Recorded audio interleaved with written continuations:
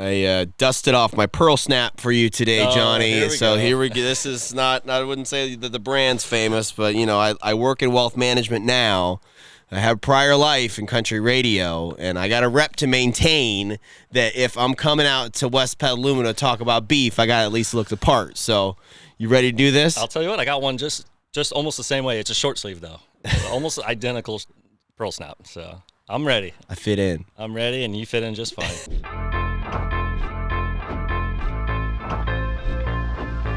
Welcome to It's All Money. Your hosts are right here in front of you. We're checking out It's All Money. We are live today in West Petaluma with a entrepreneur, with a innovator, a Sonoma County native, a carpenter when he feels like it, and also the founder of Full Circle Ranches. Welcome to It's All Money, Johnny Fagundes. That's me. Yep. Thank you. Thanks for coming on the show. Thanks for having me. I mean, I'm excited. So for our listeners and viewers, we do have people who just listen to the show. Describe where we are right now and tell me what Full Circle Ranches is. So right now we're on Bodega Avenue as you're headed out of town. You'll be about 10 minutes out of town headed towards the coast. So we're not too far from the coast and we're not too far from the amenities of town. We're on a little 10-acre piece that I call kind of home base. That's where we do most of the sorting and doctoring and kind of paying attention to our cattle on the short term. And yeah.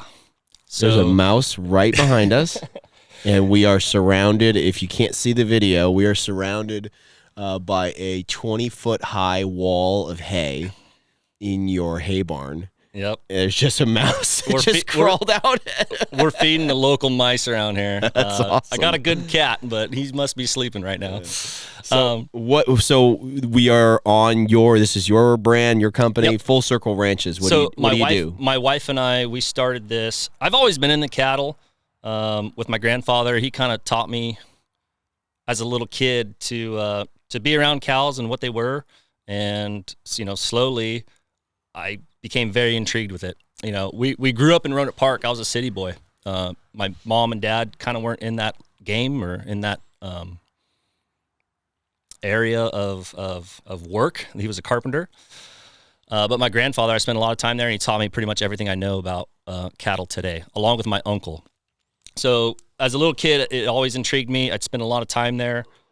Through high school and middle school, I'd always have a little project steer or project cow, and it kind of stayed with me. I've always liked it. I've always done it as a hobby for more than a business. Like 4-H, FFA that Not time? Not necessarily, or no. Just on the side for fun? Just on the side for fun. We raised replacement springers like dairy cattle, so it wasn't even in beef. That's where I got my learning from. But then as I got older and out of high school, I kind of liked the beef more than the dairy.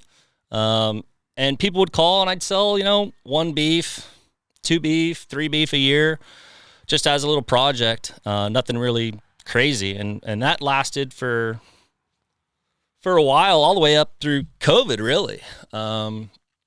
Once COVID happened, I kind of switched gears Switch gears from what? Because when you get out of high school, you go and do what job? So when I get out of high school, I became a union carpenter. I was commuting to the city. Solid choice. Great benefits, great career. Job, good money, Monday through Friday, holidays off, holiday pay, the whole 9 yards. Just working for the union retirement, right? Working for the man, just doing that, right? And when COVID happened, I kind of sat down and, during the first lockdown, just looked at the And you're here. You're where? You're here in town? I'm in Santa Rosa, actually. This is prior to us buying this place. This is a new place for us to own. So you're living in Santa Rosa. You're locked down from COVID. Locked down from COVID, kind of watching TV, seeing the meat shortage, right? And they show you the pictures of all the meat that's missing in the stores. And I just bored, me being me, looking out the window, looking at the grass and all the animals I have. Well, how can we turn this into where people can go buy it? How can we make this a business? And then I realized there's people doing it, but there was nobody harvesting animals around this area. Nobody processing animals. So a mobile or a fixed facility, Where's it getting processed? At the time, it was getting processed either in the Central Valley or up north in Fortuna, right? So for us, that's 3.5, 4 hour, 5 hour drive, depending on where you're going. So if you're at that time, if you're a Petaluma rancher, or you've got some cattle and you need to get them processed, you're going to Fortuna or Central Valley. Yeah, you're moving them. Yeah, you're going far away. Okay. Far, far away. And then having to bring them back to get them processed and then sell them at your local farmers markets. So that intrigued me. It really did. Then just me being me, I got online and started looking at different options. Just being bored, we couldn't go anywhere during COVID. And I came across these mobile harvesting plants that you can bring right to the ranch and process your cattle USDA. And that's when it all happened. I mean, from that moment, once I decided wow, we could do this. We need this. The ranchers need it. I potentially need it to, distribute our product. It was turnkey. I mean, man, it moved so fast from the idea to the first harvest of our first animal with a USDA grant. It was about a year. It was 12 months and 2 weeks. I mean, it was just over a year. So we started processing our own cattle and cattle for other people in March 25th, 2021. And then from there, it just snowballed. What was the reaction like from the community? Thankful. A lot of people didn't believe it, for one. Who's this guy? Where'd he come from? Yeah. Right? I wasn't really born and bred into the business. Who is this guy? What is he doing? Is he for real? There's always a speculation anytime there's somebody new in the industry or doing something on that level, right? We're working with the federal government every day, so it's a tough business, really. You're working with the federal government every day? So yeah, USDA, United States Department of Ag, right? So I have a federal inspector that watches us process our cattle, from live cattle to protein in the cooler. And they're looking for what? Just general health, animal cleanliness, and just making sure we're following HACCP program, which is hazard analysis, critical control point. It's pretty much a basic level of security when you're food processing, right? Any food processor, any packaged food is either a state level or a federal level on inspections to make sure that that product is wholesome and, legit. So yeah, we work with them. I say they work with us, but yeah, that was probably the biggest question when it came to the other people or other customers starting to use us as a business to process their animals. Are you USDA? Yes, we're USDA or being USDA. That's their biggest question. Correct. Are we USDA? Yes, we are. Okay, let's do this. Yeah. And that's just snowballed from there. And that's a healthy skepticism too, because if you have so many legacy businesses, not just in this space, but in Petaluma and Sonoma County in general, and there have been new people who show up and, I'm going to do this and I'm going to do this and I'm going to do it different, right? And there's maybe the behind the scenes of that particular business didn't go so well, or you want to make sure who this person is. So you have really probably had to work through a number of barriers to really kind of establish yourself and get a reputation. You start with a reputation of basically zero. Yeah, I mean, the biggest concern probably for them, and I'm just kind of taking what I've heard and understand, is once you lose your spot in those other plants, they were so full, they wouldn't take them back. So it's like, well, if you leave and you didn't like and our, I go our with Johnny, products, exactly, they're going to be like, well, no, you're gone. You're like, I think that was the biggest issue because there was tons of work here, tons and tons of work. It came eventually, but it just trickled in slowly. And it was actually for the better because I was new, up until COVID, I never harvested or processed an animal. This is all self-taught, YouTube and just doing it. I had an old timer kind of just show me the ropes and kind of show me the basic steps, but otherwise it was trial and error and figure it out. How'd you get him to show it to you? He was interested, it was a love of his life, and he was working for the county and he's retired now, but he was doing this back in the 70s and just loves doing it. So he was open. He approached me, heard about me, and kind of wanted to take me under his wing. And Dave Calderoli, he kind of showed me the way and the basics of how to butcher. and how to process animals. You said he was doing it back in the 70s. So do you have kind of an older school skill set when it comes to it, or has it changed much? I think, and I learned this from my dad in carpentry, as an apprentice, you always do what the journeyman tells you to do. Whether you like it, whether you think it's better, you just do it, and you take 10 points, and if you could take one good point out of those 10, you can make your own brand. You can make your own skill set. You can make your own technique or own something. So I took a lot from Dave. I think I've changed most of it just based on today's standards and how I work, because it is a very custom style of. But probably your foundation is. But my foundation was 100%. Yeah. Right. But I grew into what I am today. But definitely the foundation was from him. Okay, so we've really got two different businesses going on here. Correct. So what you're talking about, your mobile USDA certified processing. Yep. That business is JMF Slaughter. JMF Slaughter is our business name. Okay. Correct. So as if one business wasn't enough, now we've got to make it two? Yeah, so like I said, I've always raised cattle, right? I've always loved it, selling the beef, and we need the USDA plant, so that's why I kind of built that and did it that way. But really, what we're building is full circle ranches, right? And I say that, it's not just a name, but it's kind of what we live by. My wife and I, we pick the bulls, we breed the cows, we calf out the cows, we raise the calves, we wean them, we feed them, and we bring them to the processing plant. You know, from there, you're the second hand to touch that beef. You're the second person when you put it on your plate. Yeah, if you're buying it, or if a grocery store, you know, as a consumer, you might be the third person.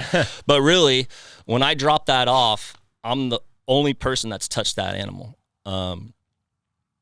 So that's kind of why we call it full circle ranches. You know, it's all the way around. And this is a 3-year process by the time we decide our breeding schedule or breeding strategy. Fly just got me in the eye. And it's December, but they're still around. That's right. So what you're saying is that it's a much shorter path between where the beef started, where the cow started, and the person who's consuming it versus, say, growing it in an entirely different continent and then putting it on a boat and all of the different people, all the hands that might touch it for some of those other suppliers. I wouldn't say it's a shorter process. I think the process is about the same timeline. But I mean like the length of like the distance, literally the distance. 100%. Right? I mean, and that's going to affect the end quality. My wife always talks about micro local, right? Our cattle don't leave Sonoma County. Well, I take that back. The backside of Marin County, you know, but between Marin County and Sonoma County, I'm trying to think. No, not Napa County, but the greater North Bay area, the cattle don't leave the greater Bay Area. And my processing plant is 12 minutes down the road. So their trailer ride is 12 minutes long to get there to our home base. Like I said, I breed cows specifically for protein, right? For animal protein. So there's certain qualities when we go to pick, you'd be shocked what genetics can do to a piece of beef throughout. I mean, just quality-wise and growth-wise. Well, like what? Can you give me a couple of details?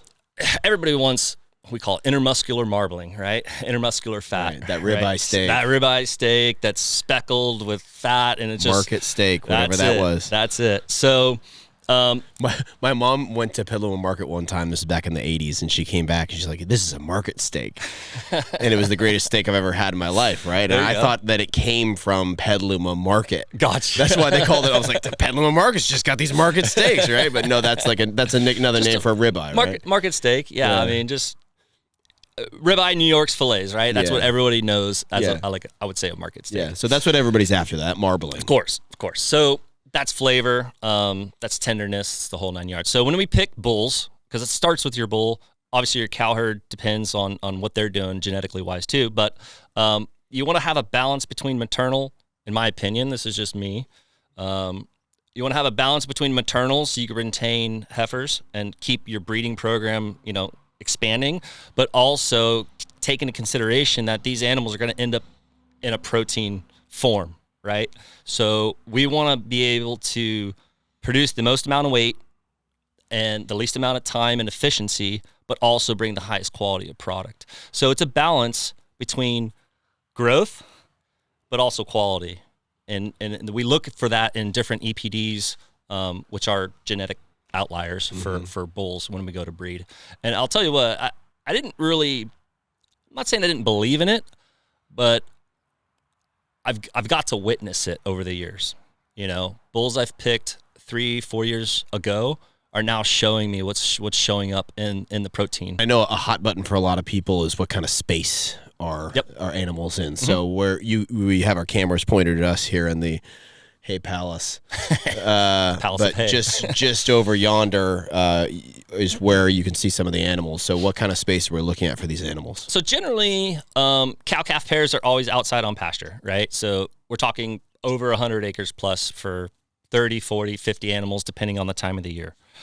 They got trees, they got place to take cover in winter, and they're kind of just your typical cows you see laying around Sonoma County. If you see black cows around Sonoma County, I guess I'd say black cows as Angus cattle compared to like dairy cattle.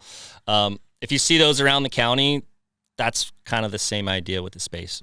So who are your clients for Full Circle Ranches? Clients for Full Circle Ranches. So since the beginning, we've been selling product to Panazera Meat Company out in Occidental. They're pretty regular every week.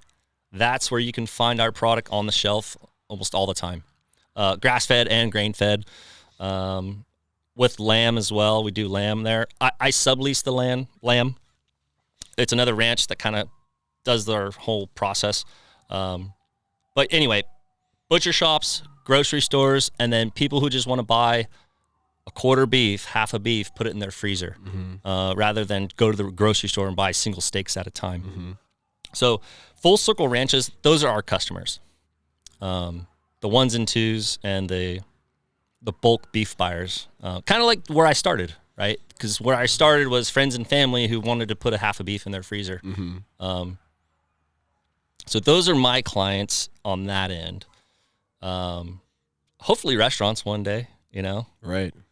I think we're small enough to where it's a little bit difficult right now, because everybody wants the ribeye and the New York and the filet. There's only so much. And there's only a handful of those per animal, right? So you got to find avenues for the rest of the animal. Interesting. But it'll come slowly. Yeah. We're baby steps. It's been just one step in front of the other one. And then the harvest, going back to your question, the other business is more of like customers who are already selling their product at farmers markets or wherever. So that's the difference between Full Circle Ranches. It's more of our protein sales rather than working for somebody else, I guess, if that makes sense. New guy in the industry. Have you pissed anybody off doing what you're doing? Is anybody not so happy that you feel the need? So. I don't think so. There's a lot of people in this area. And there's only so much ground. There's only so many animals that we can raise here. And there's way more demand for protein eaters than there is people doing this. So there's tons of space. I wouldn't say tons of space in the industry, but there's space enough. I think we all work together. We all want to have the same goal. I don't think we piss anybody off or vice versa. I don't think I'm pissed with anybody. Like I said, I think there's plenty of space in the industry to where we can all do our thing, sell our product, and find your niche, find what works for you. Right. Mine specifically, I'm very proud of our finished beef. I want to hit prime every time. I want prime beef. Hit prime? What do you mean? So I can guess, but so USDA, excuse me, USDA has a grading system, right? You've been to the grocery store, you've seen choice, prime, or unlabeled, right? So unlabeled just usually doesn't hit the choice, or they didn't have the opportunity to get it graded. And that's just a scale that we use to kind of judge the quality of beef. So when I say I want to hit prime, that means I want to hit the top of the class. I want my animals to be in that 5 percentile, in that 10 percentile of quality.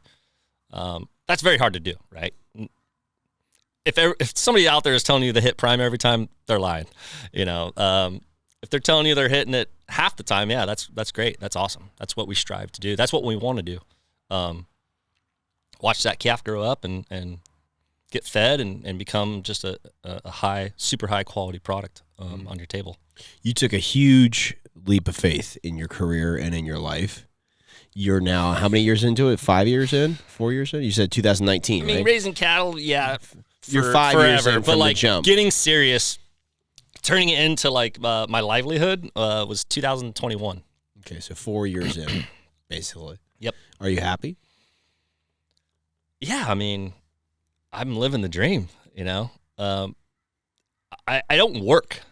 Don't get me wrong, I work. But I don't. He told me he was up at 4:30 doing process.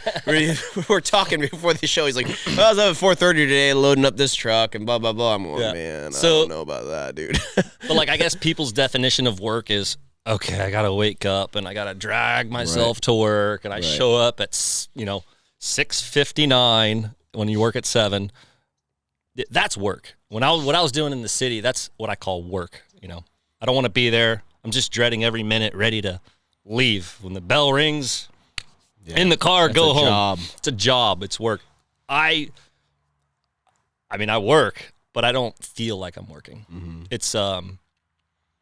It's fun, you know, and even in the hard days and even in the frustrating days where things don't work, things break, plans change. I mean, there's, everything.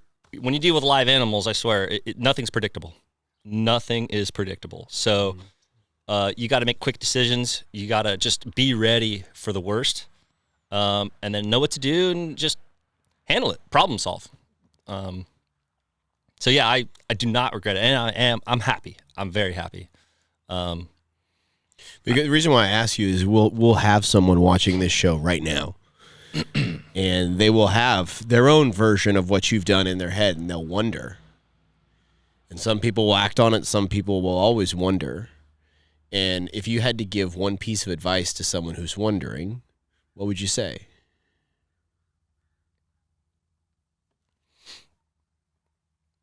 Make sure you love it and don't do it for the money. It can be profitable, but if I were to count all my hours and did that back in the union, I'd be financially more able than I am today. If I were to count my hours and my labor and the time I spend, Christmas morning, you get the phone call, you got to go feed, you don't have to do that. Happened. That's happened. I've been at dinner, you get the phone call, there's a cow on the road. You got to go, whether you like it or not. So make sure you're ready to commit, because every mouth out there depends on you. So anybody with kids kind of knows. They depend on you, right? Without you, they don't survive. Just kind of the way it is. Don't get me wrong. I mean, it's not like every day you have to go there and hold their hand or push them around. But when things come up, you need to take care of it. Right. And that's what you're signing up for. That's it. Yeah. When you're stuck in feel like you're stuck in a job that's very predictable, and you're asking, dreaming, whatever it is, know that you're signing up for crazy. You're signing up for crazy. That's right. That's a good way to look at it. Well, you're not a single operation though, because you're married and expecting a kid. Yeah, so I know your wife Lena, who I know through my days in country radio. That's how we got connected. What would this business be without her? What would you be without her? I mean, I'm guessing you didn't do this alone. So she's always been there, right? So when I started the business, we weren't married yet. Long-time girlfriend. We lived together. We pretty much were married. We did our jobs, and she took care of all the stuff I don't want to do, right? All the book work and God, you got to have a permit for this. You got to have this with the county. I mean, all the behind-the-scenes paperwork. That's not me, right? I don't want to do that. Did she want to do that? She likes doing that? I don't think anybody likes doing that. But she did it, signed up for EDD and do all the stuff with payroll, with the employees, That was a huge help. Huge, huge, huge help. There's many nights where I come home, she's like, hey, we need to take care of this. We need to do this. We need to look into this. And full circle, she pretty much led the charge on logo design, putting all the right stuff in order. Because at the time, I was just so busy with the other business. I didn't have time to do it. When people call and want to make an order, I said, call Lena. Call Lena. Then, so-and-so's coming up to pick up beef. Well, they didn't call me. Well, they know to just talk to her, right? So she's definitely a huge part in the Full Circle Ranches side. And obviously she helps me out on the other side too. But she's the one who on the JMF slaughter side. On the JMF slaughter side, yeah. She helps me out when it comes to the end of the year stuff and when I need help, when I ask for it. But for Full Circle Ranches, she's kind of like the main contact. When someone's out there, we're meeting them together. I'm like, take her card.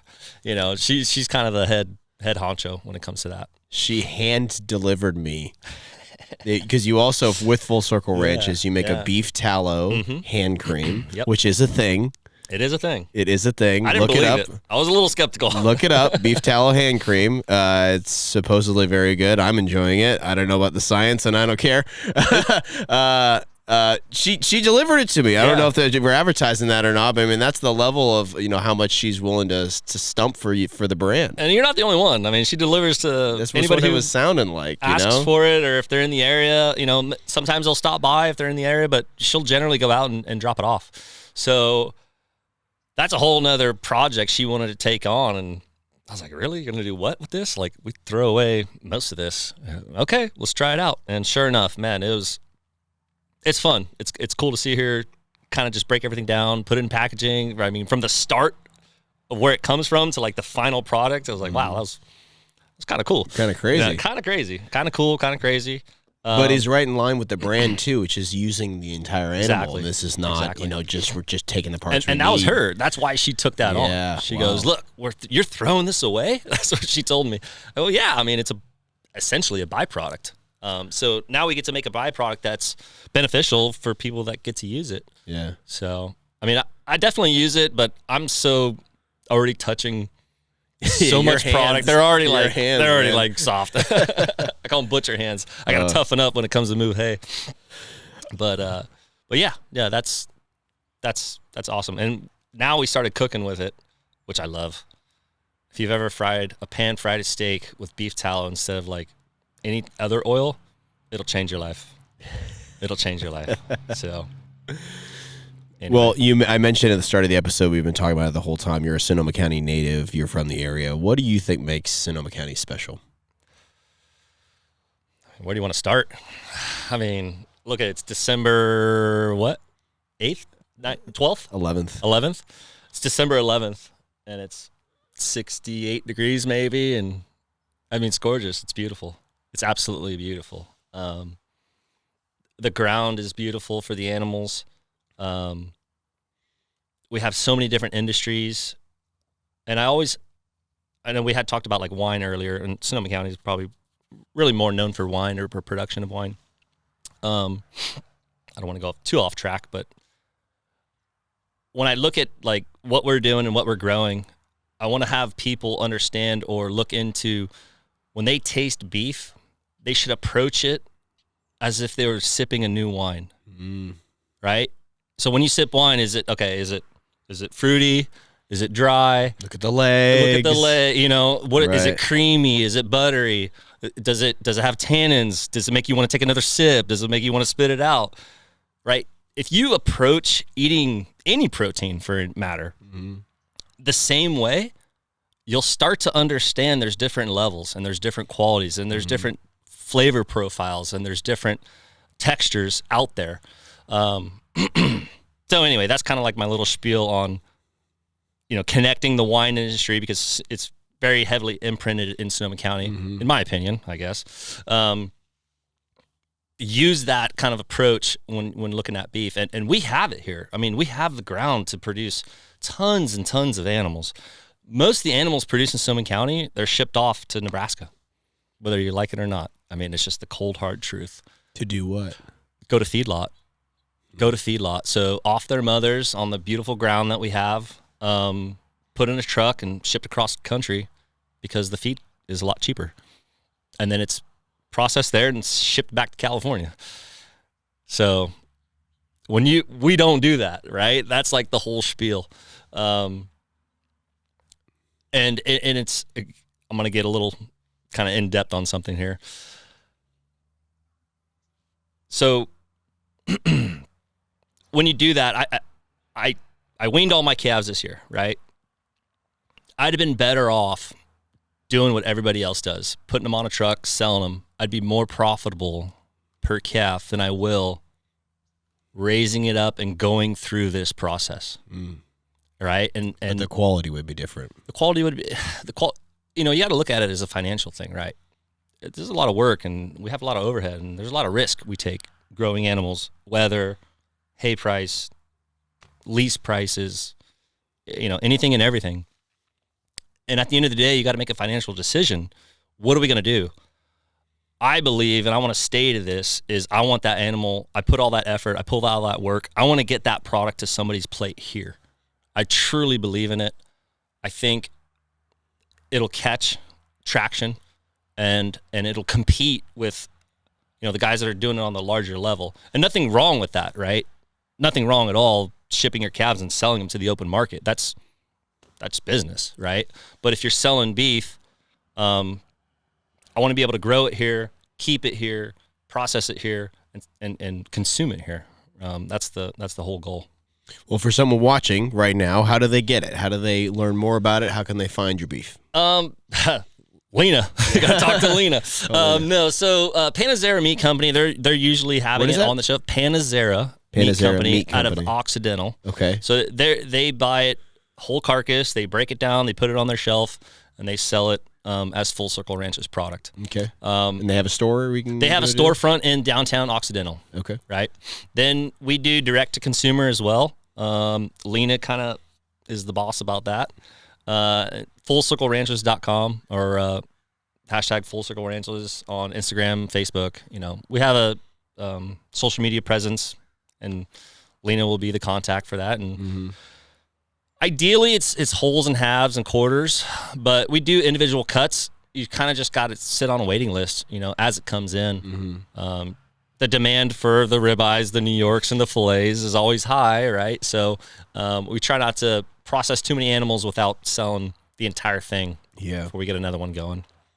Now it's the holidays, and everybody's calling for a rib roast, so trying to make that work. So that's that'll be her. She'll be the one to take care of you. FullCircleRanches.com. If you're new to the show, this is your first time watching our show. This has been It's All Money from our firm, which is Sonoma Wealth Advisors. Goal of the show is to try to find the through line between money, finance, and life. And bring to life the real stories of the people who are making things happen either right here or across the country. And if you're new to our channel, make sure you subscribe. And he is Johnny Fagundes. I am. Thank you. I appreciate it. I really do. Thanks for the time and coming out and doing all this. It means a lot. Really does. Acoustics in here have been phenomenal. This is awesome. This is our new studio, I think. I'll bring a truck of hay over. We'll make a little blog, a little I'm missing a beer. Well, what gives? It's 5. It's not 5, is it? This content was produced by Fermata Advisors, LLC, an SEC-registered investment advisor. DBA, Sonoma Wealth Advisors.